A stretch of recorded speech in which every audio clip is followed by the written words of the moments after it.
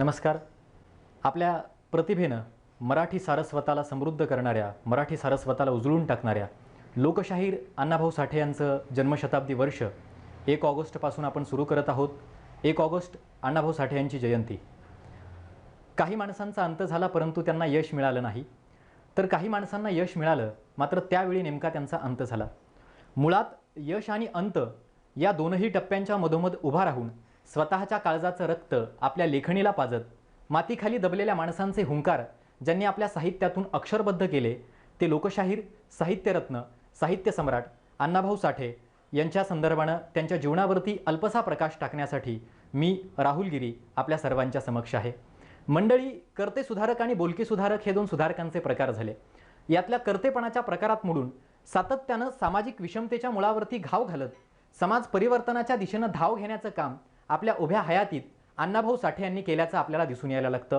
खरं तर 1.5 दिवसाची शाळा शिकलेला अण्णाभाऊ साठेंसारखा अक्षरशत्रू असलेला जीवनाचा पाईक लेखणीचे हत्यार बनवतो आणि साहित्य हे समाज परिवर्तनाचं प्रचंड शस्त्र आहे असं म्हणत समोरच्या जगातला सर्वस्पर्शी व्यथासागर आपल्या साहित्याच्या माध्यमातून चितारत असतानाच दीनदलित माणसाची जीवनव्यथेशी चाललेली झुंज हे आपल्या साहित्याचं मूलतत्व बनवत असताना मग गुलामगिरीच्या चिखलात ऋतुनी बसलास काय रावत, अंग झाडूनी निघ बाहेरी, घे बिनीवरती धाव, जग बदल घालूनी घाव अशा शब्दामध्ये इथल्या बहुजन समाजामध्ये संघर्षाचं, स्वाभिमानाचं स्फुल्लिंग चेतवायचं काम करायला लागतात. ही अण्णाभाऊ साठेंच्या रूपानं परिवर्तनाची एक फार मोठी नांदी होती हे आपल्याला लक्षात घ्यावं लागेल. मित्रहो, 1.5 दिवसाची शाळा अण्णाभाऊ साठे शिकले असं आपण म्हणतो आहोत. जे अण्णाभाऊ साठे तत्कालीन काळात आपल्या कमी वयामध्ये शाळेमध्ये जाऊन पोहोचतात आणि शाळेत पोहोचल्यानंतर तत्कालीन काळातली जातीयवादी वर्णाभिमानी व्यवस्था अण्णाभाऊ साठेंना शाळेत स्वस्थ बसू देत नाही. स्पृश्या, अस्पृश्यता, शिवाशिवी सारख्या गोष्टी शाळेत सुरू व्हायला लागतात आणि मग गुरुजी सुद्धा अण्णाभाऊ जातीनं अस्पृश्य आहेत असं म्हणत अण्णाभाऊंना फेकून छडी मारायला लागतात. ती सल अण्णाभाऊ साठेंच्या काळजात रुतते आणि शाळेच्या बाहेर गेलेले चिमुरडे अण्णाभाऊ शाळेवरती दगड फेकून मारतात. खरं तर अण्णाभाऊ साठेंनी शाळेवरती फेकून मारलेला तो दगड हा मारलेला एक दगड नाही, तर इथल्या वर्णाभिमानी व्यवस्थेवरती केलेला अण्णाभाऊ साठेंनी केलेला तो पहिला हल्ला आहे, घातलेला पहिला घात आहे, घातलेला पहिला घाव आहे. हे आपल्याला सगळ्यात पहिल्यांदा या निमित्तानं लक्षात घ्यावं लागेल. अण्णाभाऊ साठे आपल्या मित्रासमवेत लहान वयात रेठरे नावच्या गावाच्या शेजारीच असलेल्या गावातल्या जत्रेत जातात आणि रेठरेच्या जत्रेत जाऊन पोहोचल्यानंतर पाहतात तो काय, गर्दी, भली मोठी गर्दी जमलेली आहे. त्या गर्दीमध्ये कुणीतरी एक प्रतिभावंत व्यक्ती प्रचंड आवेशानं भाषण देतोय. लोक त्या भाषणावरती टाळ्या वाजवत आहेत आणि मध्येच भारत माता की जयच्या घोषणा सुद्धा सुरू होत आहेत. अण्णाभाऊ साठे प्रचंड आवेशानं दिल्या जाणाऱ्या या भाषणाकडे कटाक्षानं लहान वयात अण्णाभाऊ बघायला लागतात. अचानक ब्रिटिशांची फौज येते आणि गर्दी पांगते. जी व्यक्ती भाषण देत होती ती व्यक्ती आपल्या घोड्यावरती मान ठोकून जंगलाच्या दिशेनं धावायला लागते. अण्णाभाऊ साठेंसारख्या चिमुरड्या पोराचं लक्ष त्या व्यक्तीवरतीच आहे. गर्दी पांगते मात्र अण्णाभाऊ साठे घोड्यावरती मान ठोकलेल्या भाषण देणाऱ्या त्या व्यक्तीच्या पाठीशी धावायला लागतात.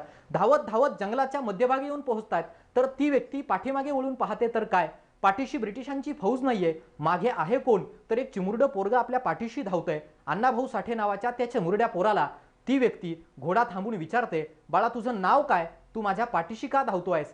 त्यावेळी अण्णाभाऊ साठे त्या घोड्यावरती बसून धावणाऱ्या भाषण देणाऱ्या व्यक्तीला असं म्हणतात की मला तुमचं नाव जाणून घेणं, मला तुमचं नाव जाणून मला आमच्या फकीरांना जाऊन घरी ते तुमचं नाव सांगायचं आहे, म्हणून मी तुमचं नाव जाणून घेण्यासाठी तुमच्या पाठीशी धावतोय. अण्णाभाऊ साठेंनी त्या व्यक्तीला नाव विचारलं. त्या घोड्यावरती बसून धावणाऱ्या आणि जत्रेत भाषण देणाऱ्या त्या व्यक्तीनं स्वतःचं नाव सांगितलं. ते म्हणाले, मला लोक क्रांतिसिंह नाना पाटील असं म्हणतात. ज्या काळामध्ये ब्रिटिशांच्या पायामध्ये पत्री सरकारची अर्थात प्रतिसरकारची स्थापना करून ब्रिटिशांच्या पायात खीळ घालण्याचं काम ज्या व्यक्तीनं केलं होतं त्या क्रांतिसिंह नाना पाटलांशी असलेले हे अण्णाभाऊ साठेंचे वैचारिक संबंध सुद्धा मला वाटतं त्यांच्या जन्मशताब्दी वर्षाच्या निमित्ताने किंवा जयंतीच्या निमित्ताने आपण लक्षात घेणं सगळ्यात महत्त्वाचं आहे. वाटेगाव ते मुंबई हा 320 मैलांच्याही पुढचा प्रवास पायी चालून पूर्ण केल्यानंतर लहान वयात मुंबईत पोहोचलेले अण्णाभाऊ साठे अल्पवयात मिलमध्ये मजदूर म्हणून काम करण्यापासून, कुणाच्या तरी घरी रखवालदार म्हणून काम करण्यापासून, कोळशे वेचण्यापर्यंतची असंख्य कामं करायला लागतात. परंतु मुंबईत ही सगळी कामं करत असताना तत्कालीन काळामध्ये कामगारांच्या आयुष्यातल्या व्यथा अण्णाभाऊ साठेंना त्याही परिस्थितीत स्वस्थ बसू देत नाहीत. आणि मग कामगारांच्या जीवनात जर सुखावा आणायचा असेल तर अण्णाभाऊ साठे मार्क्सचा विचार आपलासा करायला लागतात आणि मार्क्सवादाकडे आकर्षित व्हायला लागतात.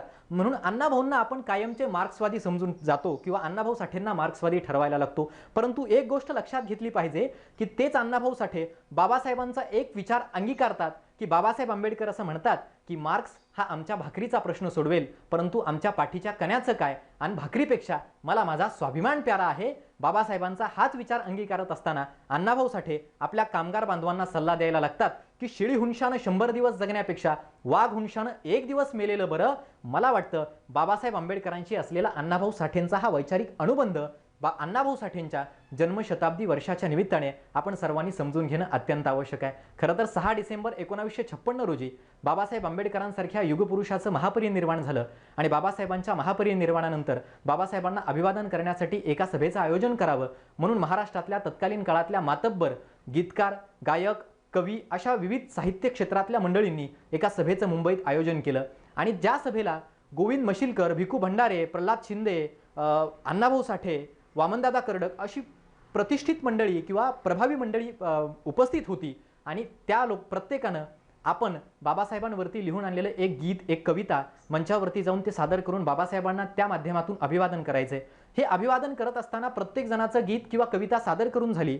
अण्णाभाऊ साठे मात्र काहीच सादर करत नव्हते. बाबासाहेबांच्या विचारात ते गुंतले होते, बाबासाहेबांच्या आठवणीत ते गुंतले होते. शेजारी बसलेल्या वामनदादा कर्डकांनी अण्णाभाऊंना हलवलं आणि उठवलं. अण्णाभाऊंना ते म्हणायला लागले, अण्णा, अरे सगळ्यांचं सादरीकरण झालंय, तू काहीच लिहून आणलं नाहीस का? त्यावेळी जागे झालेल्या अण्णाभाऊंनी वामनदादाच्या हातातली लेखणी घेतली, कागदावरती अक्षरं कोरायला सुरुवात झाली आणि त्यावेळी अण्णाभाऊंना सुचलेले ते उत्स्फूर्त शब्द घेऊन अण्णाभाऊ साठे मंचावरती गेले आणि बाबासाहेबांना अभिवादन करताना म्हणायला लागले, गुलामगिरीच्या चिखलात ऋतुनी बसलास काय रे ऐरावत, अंग झाडूनी निघ बाहेरी, घे बिनीवरती धाव, जग बदल घालूनी घाव, सांगूनी गेले मज भीमराव. अशा शब्दामध्ये बाबासाहेब आंबेडकरांच्या पश्चात त्यांच्या विचारांचं पुनरुज्जीवन करण्याचं काम मला वाटतं या महाराष्ट्राच्या आणि देशाच्या मातीत अण्णाभाऊ साठे यांनी केल्याचं आपल्याला लक्षात यायला लागतं. बाबासाहेब आंबेडकरांच्या विचाराशी अण्णाभाऊ साठेंचं असलेलं हे संधान या निमित्तानं आपण असं समजून घेणं मला वाटतं अत्यंत आवश्यक आहे. कारण बाबासाहेब आंबेडकरांनी ज्या कालचक्रावरती घाला घातला होता अगदी तेच कालचक्र भेदण्याचं काम आपल्या कार्यातून अण्णाभाऊ साठे करत होते. कारण त्यांना माहीत होतं हे कालचक्र जर असंच फिरत राहिलं तर पुन्हा एकदा दीनदलितांच्या गळ्यातील मडकी, कमरेच्या डहाळ्या आणि गावकुसा बाहेरचं जिणं तसंच येईल. वैधव्याच्या नरकात खितपत पडलेल्या कित्येक मुलींचं केशवपण घडतच राहील. आत्महत्येच्या खाईत त्यांना स्वतःच्या जीवाचा जोहार करावा लागेल. श्रमिकांना भुके कंगाल होऊन भीक मागावी लागेल.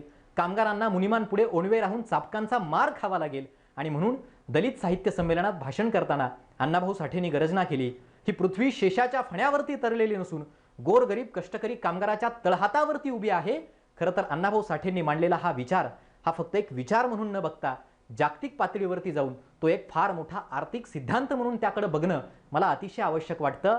परंतु ज्या कामगार बांधवांना या जगाचा कणा अण्णाभाऊ साठेंनी ठरवलं होतं, आज त्याच कामगार बांधवाची परिस्थिती कोरोना परिस्थितीत आपण कशी आहे हे आपण कटाक्षानं पाहू शकतो. ज्या कामगार बांधवांना अण्णाभाऊ साठे या पृथ्वीचा, या देशाच्या अर्थव्यवस्थेचा कणा म्हणायला लागतात, आज त्याच कामगार बांधवांना कोरोना काळात आपल्या मायदेशी परतत असताना पायाची बोटं चिंबेपर्यंत मैलोन मैलांची पायपीट आपल्या मायदेशी परतत असताना करावी लागते.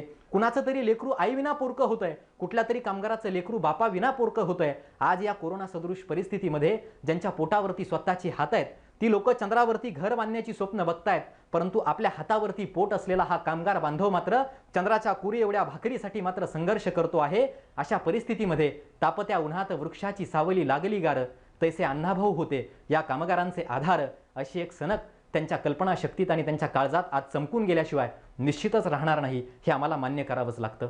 अण्णाभाऊ साठे आपल्या हयातीत जे जगले तेच त्यांच्या साहित्यातून त्यांनी मांडल्याचं आपल्याला लक्षात यायला लागतं. अण्णाभाऊंनी लिहिलेले कित्येक गीतं, लावण्या, छक्कड, पोवाडे, त्यांच्या कथा, कादंबऱ्या हे सगळं बघत असताना त्यांच्या आयुष्यात आलेल्या व्यथा, वेदना त्यांच्या साहित्यातून त्यांनी मांडलेल्यात असं आपल्याला लक्षात यायला लागतं. अण्णाभाऊ साठे एके ठिकाणी असं म्हणतात की साहित्य म्हणजे भात नव्हे जो टोपातून ताटात आणि ताटातून पोटात जावा. तर साहित्य हे सुगंधाप्रमाणे असतं. जसा सुगंध हा एका फुलातून दुसऱ्या फुलात घेऊन जाणं अवघड आहे, तसं साहित्यातला विचार हा एका भाषेतून दुसऱ्या भाषेत नेऊन पोहोचवणं सुद्धा तितकंच अवघड असतं. ज्या अण्णाभाऊ साठेंच्या साहित्यानं किंवा ज्या अण्णाभाऊ साठेंनी आपल्या लेखणीच्या माध्यमातून मराठी साहित्यातल्या प्रत्येक प्रभावाला, प्रत्येक प्रकाराला प्रभावित करून टाकलंय, त्याच अण्णाभाऊ साठेंची दखल मराठी सारस्वत किंवा मराठी साहित्य विश्व घेऊ शकलं नाही. ते अण्णाभाऊ साठे शेवटी आपल्या साहित्याच्या माध्यमातून साता समुद्राच्याही पलीकडे रशियात जाऊन पोहोचले आणि रशियातल्या प्रत्येक माणसानं अण्णाभाऊ साठेंच्या साहित्यातला विचार आपल्या मस्तकात घेतला, अण्णाभाऊंना हृदयात पेरलं, अण्णाभाऊंना उंबऱ्यापर्यंत पेरलं, अण्णाभाऊंना आपल्या डोक्यात घेतलं आणि डोक्यावरती घेऊन सुद्धा रशियातला प्रत्येक माणूस नाचायला लागला. अण्णाभाऊंच्या याच विचाराच्या बळावरती ज्या रशियामध्ये लेनिनच्या द्वारे क्रांती झाली होती आणि लेनिनद्वारे झालेल्या क्रांतीनंतर रशियातल्या चौकाचौकात लेनिनचे पुतळे उभा राहिले होते, त्यातल्याच एका चौकामध्ये अण्णाभाऊंचा हा विचार आत्मसात करणाऱ्या रशियातल्या एका माणसानं अण्णाभाऊ साठेंची लेनिनच्या शेजारी प्रतिमा लावली होती. कालांतरानं त्याच रशियामध्ये प्रतिक्रांती झाली आणि चौकाचौकातले लेनिनचे पुतळे उद्ध्वस्त केले गेले, परंतु ज्या चौकात किंवा ज्या ठिकाणी अण्णाभाऊ साठेंची प्रतिमा होती त्या लेनिन शेजारच्या प्रतिमेला मात्र हात लावला गेला नाही. मला वाटतं जगाच्या पाठीवरती अण्णाभाऊ साठेंची ही जी प्रतिमा किंवा अण्णाभाऊ साठेंची ही जी छबी निर्माण झालेली आहे ती छबी मराठी सारस्वतात निर्माण होणं मला अत्यंत आवश्यक वाटतं. मित्रहो, 15 ऑगस्ट 1947ला भारत देश स्वतंत्र झाला, परंतु हे स्वातंत्र्य विशिष्ट एका अभिजन वर्गाचंच आहे. उर्वरितांचं काय असा प्रश्न तत्कालीन काळात अण्णाभाऊ साठेंच्या मनात निर्माण झाला आणि मग स्वातंत्र्यासारख्या लोकांच्या प्राणप्रिय असलेल्या गोष्टीवरती प्रश्न उपस्थित करणं ही गोष्ट म्हणजे फार धोक्याची घंटा तत्कालीन काळात असताना सुद्धा अण्णाभाऊ साठे 16 ऑगस्ट 1947ला लगेचच मुंबईत मोर्चा घेऊन थडकतात आणि डफावरती थाप देत ये आझादी झूठी है, देश की जनता भूकी हैचा नारा द्यायला लागतात. मला वाटतं अण्णाभाऊ साठेंनी जी अभिव्यक्तीची परमोच्च सीमा तत्कालीन काळात गाठली त्याच बळावरती नंतरच्या काळात नामदेव ढसाळ स्वातंत्र्य हे कुठल्या गाढविणीचं नाव आहे असं म्हणायला लागले, तर एक साहित्यकार, एक कवी आझादी आझादी एक ऐसा खेल है, मेरे अंदर भी जेल है, मेरे बाहर भी जेल है अशा स्वरूपामध्ये आजच्या काळात लिहू शकतात. मला वाटतं मराठी साहित्याला अभिव्यक्तीच्या परमोच्च बिंदूवरती नेऊन ठेवण्याचं काम साहित्यरत्न अण्णाभाऊ साठे यांनीच केलं होतं आणि म्हणून मराठी साहित्यात परिवर्तनाची जी परंपरा आहे, जिला विद्रोहाचं अंग चिटकतं, त्यामध्ये संत तुकारामांपासून ते तुकाराम साठेंपर्यंत ही जी विचारांची शलाका निर्माण झाली आहे ती पूर्ण करण्याच्या कामी अण्णाभाऊ साठेंचं कर्तृत्व फार मोठं आहे, ते आपल्याला लक्षात घ्यावं लागेल.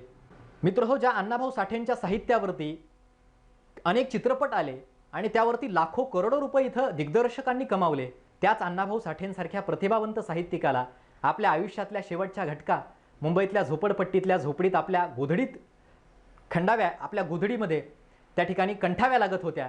अशा परिस्थितीमध्ये देशाचे पंतप्रधान अण्णाभाऊ साठेंच्या झोपडीत जातात.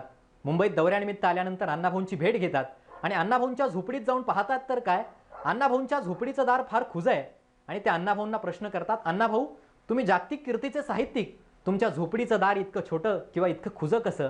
त्यावेळी अण्णाभाऊ साठे देशाच्या पंतप्रधानांना उत्तर देतात की साहेब, देशाचा पंतप्रधान जरी माझ्या झोपडीत आला तरी त्याला वाकून माझ्या झोपडीत यावं लागेल. मला वाटतं अण्णाभाऊ साठेंसारख्या साहित्यिकामधला हा जो करारी आणि स्वाभिमानी बाणा आहे तो तुमच्या माझ्या प्रत्येकात रुतणं आता अत्यंत आवश्यक आहे. तो रुतेल हा एक माफक आशावाद या निमित्तानं आपल्या सर्वांसाठी व्यक्त करतो आणि अण्णाभाऊ साठेंसारख्या एका प्रभावी साहित्यिकाला, अण्णाभाऊ साठेंसारख्या महाराष्ट्र राज्य निर्मितीच्या चळवळीत महत्त्वाचं योगदान देणाऱ्या क्रांतिकारकाला, लोकशाहीर, साहित्यरत्न, साहित्य सम्राट अण्णाभाऊ साठे यांना त्यांच्या जयंतीनिमित्त, जन्मशताब्दी वर्षानिमित्त पुनश्च एकदा मी राहुल गिरी विनम्र अभिवादन करतो आणि आपणा सर्वांना अण्णाभाऊंच्या जयंतीनिमित्त मनपूर्वक शुभेच्छा.